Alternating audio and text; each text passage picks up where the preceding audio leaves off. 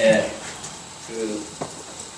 이제는 우리가 이렇게 쓰고 남는 거로만 기부할 것이 아니라 결제해야만 기부하면 훨씬 더 좋을 거다. 그래서 나는 여러분은 앞으로 열심히 노력을 하고 많이 생각하되 그러나 자기 자신을 위해서는 좀 절제를 해서 다른 사람을 도울 수 있도록 그렇게 할 수 있기를 바랍니다. 앞으로 지도자는 때로 얄미운 이기주의자가 됐습니다. 얇은 이기주의자는 절대로 지도자가 될 수가 없습니다. 앞으로 두고 보세요. 사람들의 이 의식 수준이 자꾸 높아지기 때문에 저 사람이 정말 우리를 위해서 지금 활동하느냐, 속으로는 자기 이익을 챙기면서 겉으로만 우리를 위하는 척 하느냐를 다 알게 돼 있어요. 이건 절대로 숨길 수가 없습니다. 그런데 사람들이 자기들을 이용해가지고 자기 덕보는 사람을 지도자로 삼겠습니다. 옛날에 우리가 어리숙했을 때는 그런 사람들이 다 지도자가 됐습니다. 근데 이제는 안 됩니다. 그러니까 그렇게 거짓된 방식으로는 자기가 절제를 하면서 자기는 좀 손해보면서 희생하면서 다른 사람에게 도울 수 있는 그런 사람이 돼야 되고, 그렇게 하려면 능력을 키워야 됩니다. 그러니까 열심히 공부해야 돼. 능력 없으면 생산할 수 없죠. 지도할 수 없죠. 하나님께서 우리에게 주신 달란트를 10달러 받은 사람처럼 2달러 받은 사람처럼 누려야 돼. 그래서 가령산에 있는 그 광석을 그대로 놔두면 아무 소용없어요. 아무리 많은 양의 쇠를 포함하고 있어도 철강이 그대로 산에 묻혀있으면 아무 소용이 없어요. 그걸 캐내가지고 재련하고 거기 기술을 투입해가지고 유용한 물건을 만들어야 그게 가치가 있잖아요. 마찬가지입니다. 우리가 달란트를 다 타고 났는데 그 달란트를 개발해요. 그리고 모든 사람이 다 그렇게 할 수 있는 건 아닙니다. 그러나 여러분 아무래도 조금 그런 달란트를 좀 많이 받은 사람들이 있고 어떤 면에서 또 그를 개발할 수 있는 기회도 여러분이 가졌으니까 이걸 잘 이용해가지고 최대한으로 개발해야지 그걸 그대로 묵혀두면 한 달란트 받은 사람을 하게 됩니다.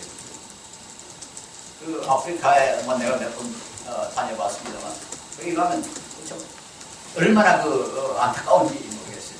그 아이들이 타고날 때 가지고 있는 달란트가 우리보다 못하냐? 절대로 그렇지 않답니다. 교육학자들이 많이 들어보면은 평균 IQ는 다 같다는 거예요. 태어날 때 모든 지역에 태어난 아이들의 평균 IQ는 전 세계에 비슷하다는 겁니다. 근데 어떤 지역의 아이들은 그게 잘 개발합니다.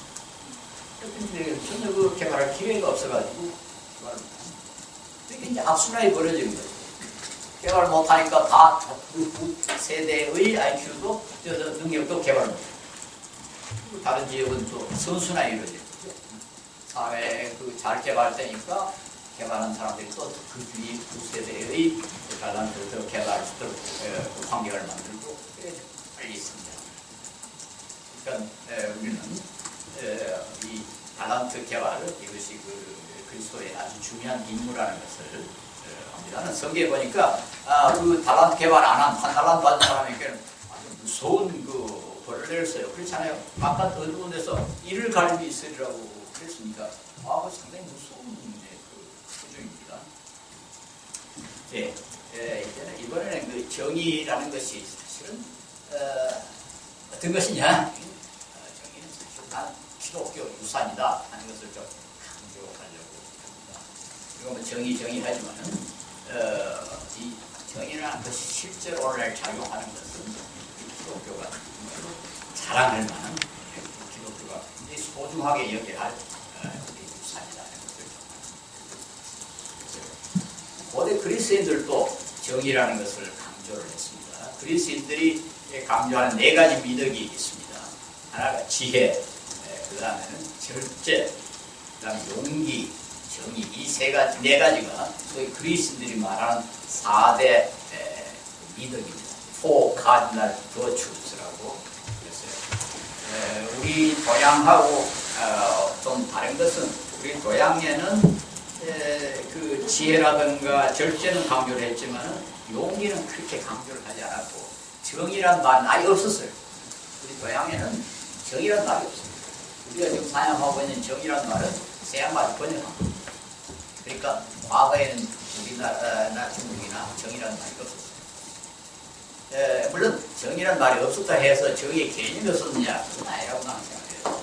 정이라는 것은 모든 인간에게 어떤 의미에서는 좀 공통적으로 가지고 나온 것이 아닌가 이렇게 생각합니다. 우리 속담에 지렁이도 밟으면 꿈틀한다 그런 게 있습니다.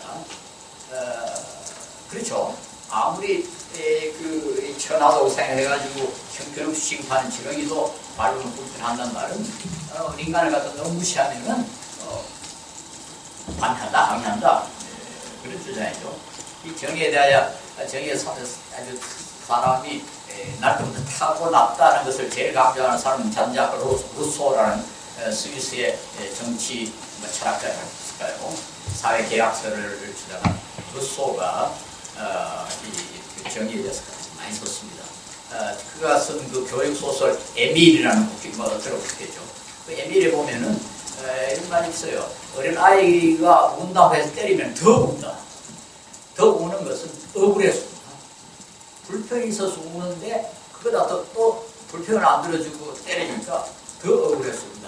그렇게 이야기하고 여기서 어떤 예를 들면 하니까 어떤 사람이 밭에다가 이 과일 씨를 심었는데 루소가 뭐 실험을 했는지 모르는 어떤 아이로 하여금 그 위에다 콩을 심도록 했다는데 그 과일을 이미 심어놨는 위에 밭에다 또 콩을 심었다. 그러니까 그 처음에 과일 씨를 심은 농부가 콩을 좀 뽑혔다. 그러니까 그 아이가 아주 맹렬하게 항의를 했다. 그런 이야기를 하면서 인간에게 그 뭐라 억울한 것을 못 참는 그런 본능이 있는 거 아니냐 이렇게 이야기했어요. 그리고 이 루소의 제자 가운데 이타드 박사라는 사람이 있는데 그 이야기도 유명합니다. 이타드라는 사람이 어디 아주 소위 와일드 아무 교육도 못 받고 그런 그 고아를 하나 데려다가 집에서 키우는데 한 번은 실험으로 아이가 아무 잘못도 안 저질렀는데 광에다 가두었대요. 벌 그때 이제 우리나라도 그렇지만 서양에서는 가두는 게 가장 큰 벌이거든요. 그랬더니 참 그 가둬 놨다가 나중에 열어줬더니 와서 그 사람의 손을 깨물었다는 거예요. 그러니까 억울하대. 그러면서 그 깨무는 걸 보고 이타드가 아주 기분이 좋아했다.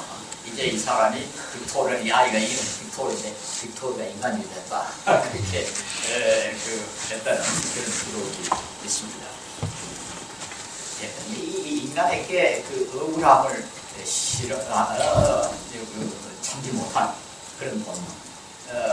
또 뭐 아주 원시적인 형태로 나타나는 것이 복수입니다. 그렇죠? 이 다들 빅토르에게 나타나는 게 복수 아닙니까?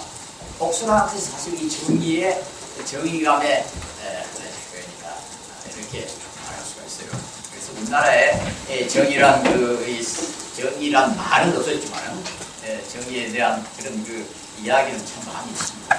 그 유명한 치악산 까마귀 이야기 뭐 여러분 들어봤는지 모르니까 어떤 그 선비가 서울에 과거를 오다가 치악산에서 뱀이 까마귀 까치 알을 같이 새끼인가 이런 걸 먹고 이 사람이 활을 쏘서 뱀을 죽였죠. 그런데 밤에 거기 자는데 밤에 뱀이 죽은 뱀 안에 뱀이 와가지고 선비의 목을 지금 감고 죽이려고 했다. 그런데 어디니까 북소리가 빵빵 나니까 뱀이 도망을 쳤다. 그런데 아침에 그 북소리 난 데 가보니까 까치 목이 부러져 있더라.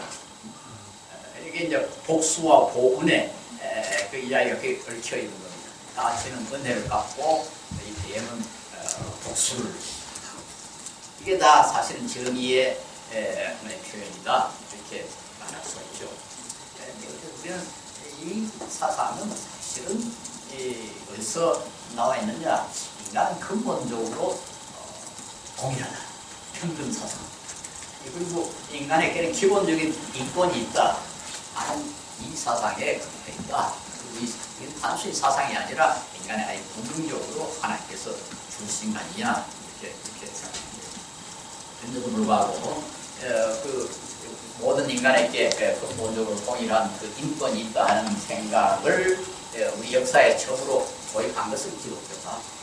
이건 뭐 내가 주장한 게 아니고 이 윤리학에서 아주 유명한 그 아리스트 맥킨타이어라고 요즘 아주 윤리학자들 가운데 사상 가운데 가장 많이 알려진 그 사람이 이 보편 인권이라는 건 이건 사실 유대 기독교의 유산이다 이렇게 주장했고 1948년에 국제연합이 보편 인권 선언이라는 것을 발표를 했습니다. 그런데 그때 그 이슬람권에서 상당히 반발을 했어요.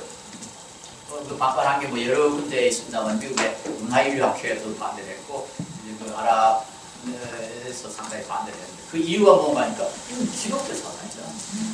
모든 인간에게 기본권이 있다는 것은 기독교 사상이죠. 그래서 반대를 했어요. 그러니까 이건 기독교 측에서 주장하는 게 아니라 기독교에 대해서 비판하는 사람들을 조사하고 비판하는 사람들이 오히려 이 인권 사상은 모든 사람이 평등하다, 모든 사람 기본 인권을 가지고 있다. 이것이 어떤 정의의 전제라고 할 수 있죠. 그 인권을 무시하거나 동일한 그 평등의 권한을 갖고 있는 사람의 권리를 무시하면 그게 어긋나면은 그건 정의입니다. 이렇게 말씀하십니다. 갈라디아서 3장 28절에 너희는 유대인이나 헬라인이나 종이나 자유자나 남자나 여자 없이 유대인, 헬라인, 종족의 차이 없이 종이나 자주자 이거 아주 중요하죠. 그 시대에 아직까지 종이 있고 주인이 있던 시대라고 합니다. 그런데 종이나 자주자 그 다음 그때 남존여비 사상이 완전히 이 지배적이었던 시대 남자나 여자나 그리스도가 아니라 이게요 간단한 표현입니다. 우리는 뭘 알고 너무나 강렬하다고 생각하지만 그 시대는 혁명적인 그렇지 않겠습니까? 그 시대 상황을 고려하면 이런 발언이 이게 얼마나 이게 또 뭐 우연히 바울이 한마디 한 게 아니고 우리 빌레몬서를 읽어보면은 그 노예를 형제다 그러잖아요. 그러니까 비록 초기 기독교가 노예 제도를 명시적으로 비판하지 않았지만은 그 씨를 그것도 심어놨고 나중에 점점 이런 그 평등 사상이 나와가지고 보편 선언이 나왔다든가 또 윌버 포스 아주 독실한 기독교인이던 사람이 노예 해방 운동을 하거나 이런 것이 결코 우연히 제가 이걸 강조하는 이유는 이 정의라는 것을 누구보다도 우리 그리스도인이 말씀드리기 위해서 그렇습니다. 이 민주주의라는 것도 역시 그렇지 않습니까? 모든 인간이 다 평등하다 하는 것에서 민주주의가 가능한 것들. 우연자 그저서 한번 읽어보니까 1525년에 독일 북쪽의 스바비아 농민들이 소위 12개 조항이라는 걸 발표했는데 이게 1525년이니까 상당히 그 옛날이죠. 뭐 프랑스의 혁명하고 뭐 이런 거하고 훨씬 그 이전에 스바비아 농부들이 발표한 12개 조항이 있는데 여기 보면은 그리스도는 양치기이든 고위치기이든 차별을 두지 않고 모두 그의 고귀한 피로 구속했기 때문에 농부들을 악한이라고 부르는 것은 개탄할 일이다. 그때 아마 농부들한테 농부들이 무식한 놈들이고 강한 놈들이고 이거 나쁜 놈들이다 그렇게 말했던가 봐요. 근데 이 농부들이 뭐라고 말한 거니까 그리스도는 양치기이든 고위치기이든 차별을 두지 않고 모두 그의 고귀한 피로 구속했기 때문에 농부들을 악한이라고 부르는 것은 대단한 일이다. 농부들이 그렇게 주장합니다.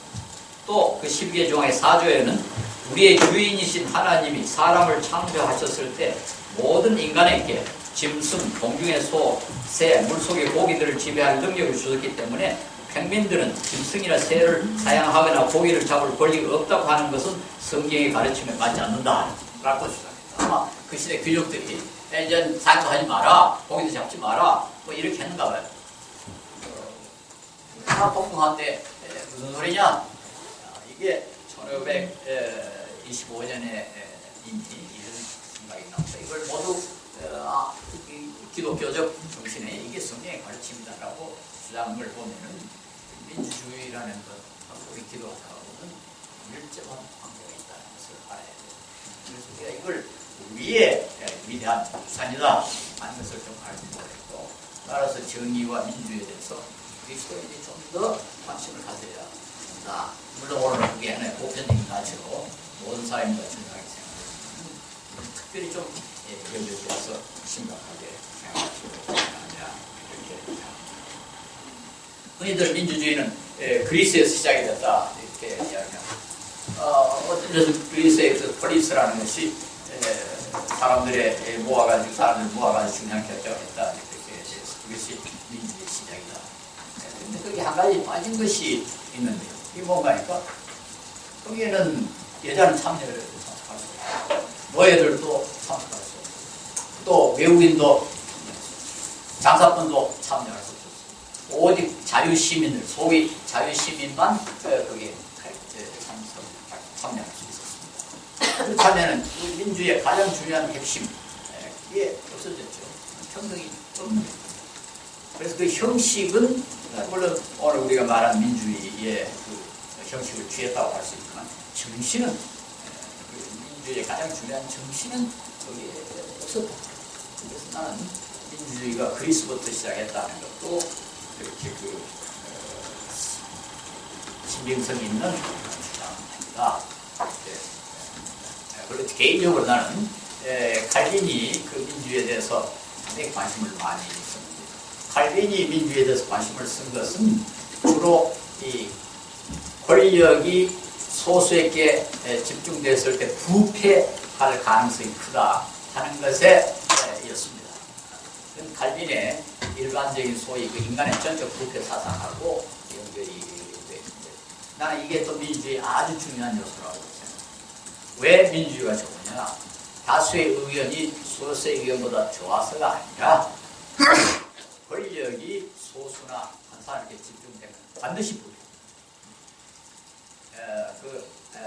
액턴이라는 사람의 유명한 발언이 있죠. All power corrupt tends to corrupt, and absolute power corrupts absolutely. 모든 힘이란 것은 부패할 경향을 가지고 있고 절대적인 권력을 가지고 이것이 민주주의의 그 중요성이 아주 중요한 요소입니다. 그래서 한편으로는 우리가 모두 다 하나님 형상으로 지음을 받았기 때문에 우리는 뭐 동등한 권리를 가지고 있다는 사실과 그리고 권력이 부패하면은 반드시 권력이 독점되면 반드시 부패한다. 이 두 가지가 다 사실은 우리 성경의 가르침에 근거에 있다. 이렇게 말할 수 있어요. 오늘날 우리 한국 교회가 부패하는 이유도 바로 여기에 있습니다. 교회가 충분히 민주화되어 있지 않기 때문에 이런 상황이 벌어집니다. 아까 조금 이야기했습니다만 너무 목사의 그 권위를 불필요하게 목사의 권위는 설교할 수 있는 권위지 그 외에 중요한 결정을 할 수 있는 권위는 없습니다. 목사가 무슨 뭐 전지전능 한 게 아니잖아요. 우리 교회는 우리 카톨릭보다 더 심하게 성직자에게 권한을 부여해가지고 그게 성직자를 사랑하는 것인 줄 착각을 하고 있는데요. 그야말로 성직자를 망하게 하는 척결입니다. 이게 힘이 없는 성직자가 부패하는 경우는 별로 없어요. 힘이 많은, 말하는 돈도 많고 교인도 많고 뭐 상당히 영향력이 있는 사람들이 주로 부패하는데 그건 모든 힘은 부패하는 그 칼빈주의적 원칙에 입각해서 당연하다 이렇게 말할 수 있어요. 그래서 우리가 목회자를 정말 사랑한다면 비판해야 돼요. 물론 뭐 공적으로 대놓고 비판하는 게 아니라 해주면 감시를 해야 돼요. 그리고 혼자서 모든 결정을 할 수 있도록 그렇게 하지 말아야. 자, 정의라는 건 어떤 의미에서는 그 오늘날 그 모든 윤리의 핵심이다 이렇게 말할 수 있는데 얼마 전에 그 마이클 샌들이라는 사람이 정의란 무엇인가는 그 책도 쓰고 이제 강의를 하는데 그 책을 여러분 읽어보면은 물론 그게 정의에 대해서 이야기합니다. 상당히 많은 그 분량을 소위 근대의 정의에 대해서 이야기하고 또 상당 부분은 사실 윤리학 개론이요. 그건 혹시 이거 우리가 보통 말하는 정의만 이야기하는 게 아니고 윤리학 개론이요. 그런데 왜 책 이름을 갖다가 정의라는 것인가 했을까? 그의 이 책 이름을 정확하게 했다고 그렇게 주장하는 그 이유는 오늘의 윤리는 정의다. 이게 무슨 소리냐? 과거에는 윤리라는 것이 그 사람이 얼마나 착하냐 거기에 관심을 줬어요. 칸트는 이 세상에 선한 건 딱 하나뿐이라고 했어요. 이 몸에 선한 의지다 그랬어요. 내 의지가 얼마나 선하냐 그에 따라서 그 행동이 악하냐 선하냐가 결정됩니다. 그 외의 것은 전혀 그 선에 대해서 기초가 될 수 없다. 그러니까 이 사람 행동하는 사람 중심입니다. 그런데 여러분 이런 그 칸트의 말 가운데 이런 말이 있어요. 선한 의지가 선한 이유는 그것이 끼칠 수 있는 영향이나 성취할 수 있는 결과 때문도 아니고 제시된 목적을 달성하기에 적절해서도 다만 의지 그 자체 때문에 선하다. 선한 의지는 그 자체로 선한 것이다. 이게 이제까지의 윤리였습니다. 그러니까 선한 의지만 가지고 하면 됩니다. 나는 이제 이런 윤리의 시대는 지나가 버렸어. 그 동기가 아무리 훌륭해도 그것이 다른 사람에게 해를 끼치면 어떻게 할까? 난 이런 이 윤리는 전혀 맞지 않다고 주장합니다. 내가 12월 첫째 주일부터 이 서학과 함께하는 인문학 강좌 강의를 하게 됐죠. 그래서 이걸 내가 주장하려고 그래요. 내 강의 제목이 타자 중심의 윤리입니다. 내 중심의 윤리가 아니고 타자 중심. 내가 얼마나 착하냐 악하냐 그게 중요한 게 아니고 나의 행동이 다른 사람에게 이익을 주느냐 손해를 주느냐 거기에 윤리의 초점이 있어야 된다. 그걸 강조하고 그렇게 되면 이건 정의의 문제라고. 다른 사람에게 해를 끼치는 것은 정의 없는 거죠. 정의는 인간관계에서의 문제예요. 내가 가령 어떤 사람에게 거짓말을 해요. 그럼 그 사람은 속죠. 속는 말은 손해를 받는 그 사람은 부당하게 손해를 봤으니까 억울한 거죠. 억울함을 사는 거죠. 그러니까 이제는 모든 윤리는 정의로 관한 겁니다. 그렇기 때문에 그 샌들이 윤리 전체를 정의란 무엇인가 하는 제목으로 그렇게 표현한 것은 정답이다.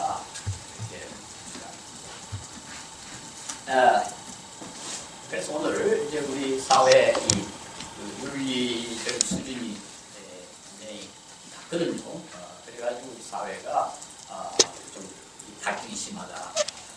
아까 갈등이 심한 이유에 대해서 뭐 여러 가지가 있습니다만 그 중에 하나는 우리 한국인의 한국의 도덕적 수준이 윤리적 수준이 상당히 낮아요. 지금 독일의 그 투명성 기구라는 것이 있습니다. 트랜스페어런시 인덱스라는 걸 해마다 발표해요. 트랜스페어런시 인터내셔널이라는 기관이 여기에 있는데 해마다 그 여러 나라의 투명성 그 수준을 조사를 해서 발표를 합니다. 그런데 우리나라가 한때는 39위가 됐을 때가 있어요. 제일 잘 나왔을 때가 39위입니다. 그런데 지금 자꾸 뒤떨어져가지고 지난해 45위예요. 말하자면 세계에서 이 투명성의 수준에 있어서 세계에서 44번째라 그 말 아닙니까? 근데 우리 아까도 이야기했습니다. 우리 경제 수준이나 민주화 수준이나 문화 수준이나 교육 수준이나 위생 수준이나 과학 수준이나 되게 10위권이에요. 10위 정도. 그런데 딱 이 윤리 수준만 45위. 상대적으로 우리가 얼마나 이 도덕적으로 뒤떨어져 있는가 하는 것을 보여드리고 있습니다. 우리 우리나라에 그 교통사고가 났을 때 입원하는 율이요. 일본의 9.5배입니다. 교통사고 나면 무조건 병원에 들어가는 그리고 보험의 사기로 보험금이 지불되는 것이 일본의 14배. 되게 알겠죠? 우리나라의 지금 수준이 어느 정도인가. 우리나라의 이 탈세율이요. 그리스하고 비슷해요. 그리스가 27.3%인가 그런데 우리가 26.8%인가. 거의 비슷해요. 어떤 통계는 조금 너무 지나쳐서 그걸 정말로 무리돼야 될지 모르겠습니다만, 우리나라의 무고는 일본에 비해서 4,151배라고 그래요. 법원에서 위증은 671배라고. 우리가 이걸 인식을 해요. 우리가 얼마나 도덕적으로 뒤떨어져 있는가 하는 걸 인식을 해요. 나는 인식을 하지 않는 것 이 자체가 우리의 병이라고 생각해요. 병의 가장 심각한 것은 아프지 않은 겁니다. 그렇죠? 병 중에 제일 무서운 병이 암인데, 암은 아프질 않아요. 우리가 지금 도덕적 암에 걸려있는, 우리 국민들이 대통령도 그렇고, 언론도 그렇고, 전혀, 그걸 심하게 생각하지 않아요. 며칠 전에 내가 우리 신문하고 인터뷰를 했는데, 나도 그래요. 그럼 좀 좋은 거 아닙니까? 모난 돌이 정맞고 물이 너무 맑으면 고기가 못 산다는 말이 있습니다. 편안하게 이렇게 사는 게 좋지 않습니까? 참 일일이 그렇게 꼬집고 비판하고 그렇게 하느냐 하는 식으로 이야기를 해요. 국민의 의식이 그렇게 해요. 그럼 내가 그랬어요. 다 좋은데 나는 좀 참 편한데. 아니 뭐 다 좋습니다. 뭐 나도 참 편하지. 그럼 결과는 어떻게 되느냐? 정의가 파괴. 정의가 파괴되면 어떤 현상이 벌어지느냐? 약자가 그리고 갈등이 사회 갈등이 커져요. 갈등이 커져서 결국은 모두가 다 불행해집니다. 갈등이 있으면은 불행할 수밖에 없죠. 그래서 우리나라의 이 생활 만족도가 형편없습니다. 영국의 런던에 있는 그 레가톤 인스티튜트라는 경제 연구소가 있습니다. 거기서 해마다 프로스페리티 인덱스라는 걸 발표합니다. 번영지수라는 걸 발표하는데 그 번영지수 안에 한국이 에버리지 라이프 세티스팩션 하는 게 있어요. 평균 생활 만족도. 우리나라가 110개국 가운데 104번째로 있어요. 매우 불행한 나라로 있습니다. 우리는 뭐 필리핀, 라오스, 태국, 심지어 앙골라, 케냐, 잠비아보다 더 불행합니다. 왜 그럴까? 갈등이 심합니다. 왜 갈등이 심합니까? 여러 가지 이유 있지만 그 중 하나가 표현하지 못하고 공개하지를 못하고 우리가 그 억울함을 당하는 게 우리가 얼마나 참기 힘듭니까? 이 세상에 그 참기 힘든 것 중에 가장 어려운 것이 억울함을 당하는 거죠. 근데 도덕적 수준이 낮다는 말은 억울함을 당하는 타입입니다. 정의가 깨어있죠.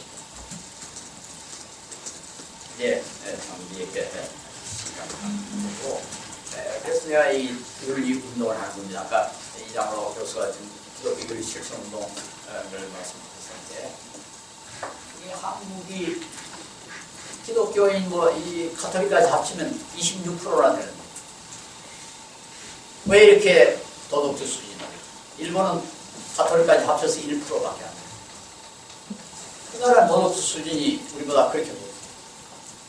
우리는 기독교인이 27%라는데 왜 이렇게 낮을까요?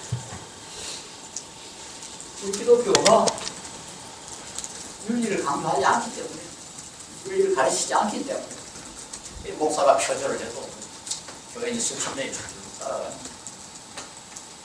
목사가 색한 와인을 가지고 있어도 수천 명 수만 명 따라. 목사 사기를 치고 감옥에 살고 나왔는데 우리는 승리했다고 교회들이 수천 명이 따라. 여러분, 이 한국 교회는 심각한 병이에요. 이러니까 사회에 아무 도움을 못 주는 거예요. 한 사회의 도덕적 수준은 그 사회의 지배적인 종교를 줘야 되는데, 우리나라의 종교는 모두가 그렇게 되어 있습니다. 불교도, 기독교도. 이렇게 해가지고는 사회 지도력을 행사할 수 없죠. 어떻게 그 지도자가 될 수 있습니까? 그러니까 지금 사회에 초롱거리가 돼 있고, 아래 걱정거리가. 자, 여기까지 또 이야기하고 됐습니까? 자, 또.